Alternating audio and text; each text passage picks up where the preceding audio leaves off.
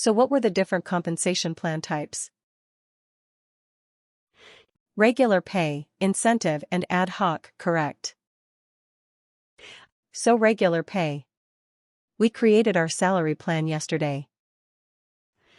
Now let's also create an allowance plan. Right, let's see. Let's see how we can create an allowance plan for us. So let me create an allowance plan. Okay, the task to create an allowance plan is create allowance plan. Now we have a few options here. Number 1 is it can be an amount-based plan. It can be a percentage-based plan or it can be a unit-based plan. And on top of it, we have an option to make it reimbursable.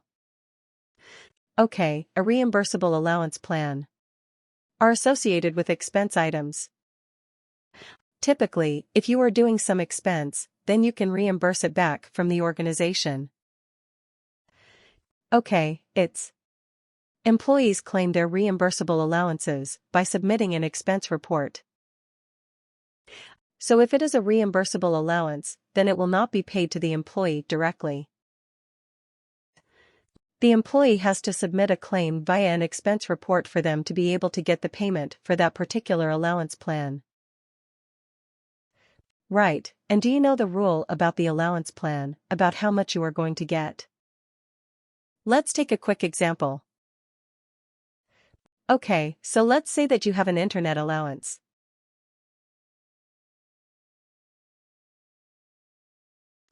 Up to $150 per month.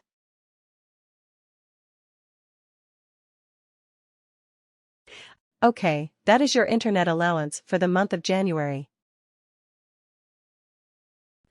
Your internet bill is $140.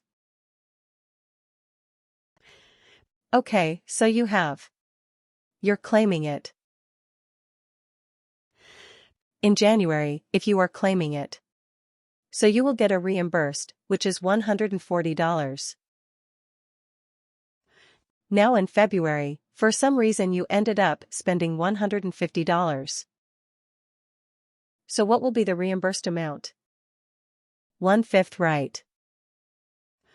And then in March, you watched too much Netflix because there was a lot of nice shows which came up.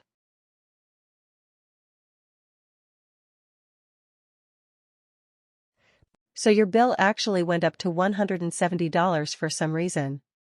That how much money you will get as a reimbursement? 150 again, right? You will not get $170. You will get $150. So what is the rule? Allowance, or maybe allowance amount. Or reimbursed amount, right, whichever is lower.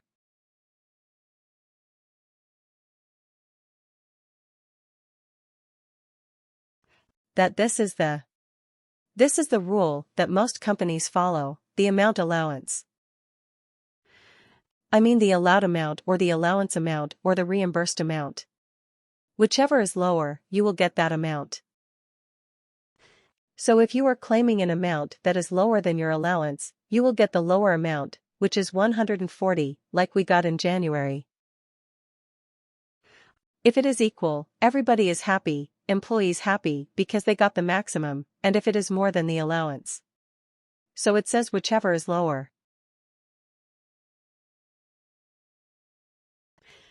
So that means this 150 is lower. So you will get the $150 right. That is a story with reimbursable allowances. Now, while we are here, what is an amount-based plan?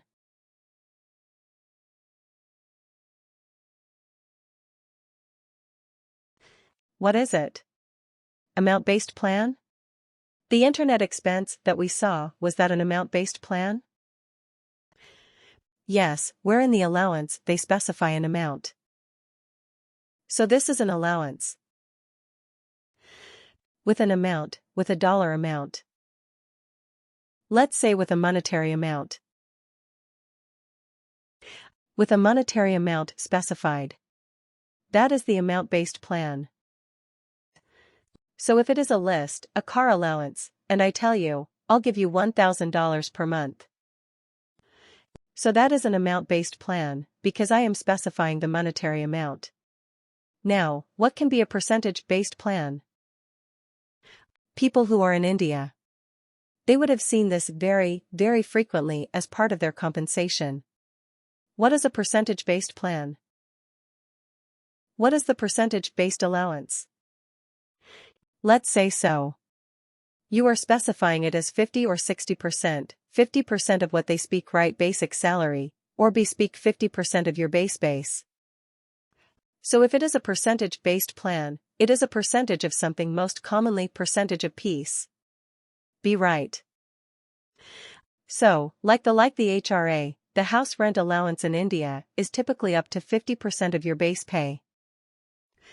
So that is how the companies will specify the allowance, and it's also called HRA or house rent allowance, right? This allowance is 50% of your base pay. Some government employees get a dearness allowance, right, and the dearness allowance is also a percentage of their base pay. Right. So if your base pay is high, you get a high HRA, if your base pay is low, you get a proportionate. Okay, but yeah, let's say, you still have let's say, a commission. Okay, or maybe a sales allowance, or maybe a travel allowance. Travel allowances are not like that. Okay, I'm trying to think of something, maybe a wellness allowance. Write a wellness allowance as 1% of your base pay. Okay, I'm not even one person. Let's make it 10% of your base pay. So every month, you're going to get a wellness allowance. This amount you are supposed to spend on your wellness, like maybe a gym membership or maybe some sports goods or maybe some fitness gear and so on. So this is your wellness allowance, right? That is 10% of your basic pay. Okay, but this is a percentage-based plan. This will be a percentage of something, most commonly the base pay. Now there can be another thing, which is called a unit-based plan. Units of what? Not the money. Okay, it is not a money-based plan, but it is a unit-based plan. Let's say, your allowance is 20 liters, not 20 liters. Let's say 20 gallons of gasoline. Perpetual right. You're going to get 20 gallons of gasoline per month. That is the allowance. Okay, so irrespective of the cost of gasoline. So you don't care about the cost of gasoline. You are only eligible for 20 gallons of gas, 20 gallons of petrol per month. So the company will take care of the price. So every month they will announce what is the rate that they're going to give you, like, let's say, this month. They are going to give you $3.5 per gallon. Let's say okay. So this month you are going to get $70, next month. It can be 3.5 per gallon so that you get an extra amount. Got it. Now let's say it can also be in terms of the car mileage, right? So they are going to pay you money equivalent to 200 miles per month. Okay, equivalent of that. And per mile. They are going to give you $. Let's say $5 per mile, because that includes your car maintenance, petrol, etc., servicing, and so on. So per mile, they are going to give you $5. Okay, but this is your allowance, 200 miles per month, irrespective of how many miles actually you are driving. You may be driving 500, 600 miles, doesn't matter. They're going to pay you something which is worth 200 miles per hour and per mile. They are going to fix the rate every month as $5. Got it. But you see, if you look at this plan. Without.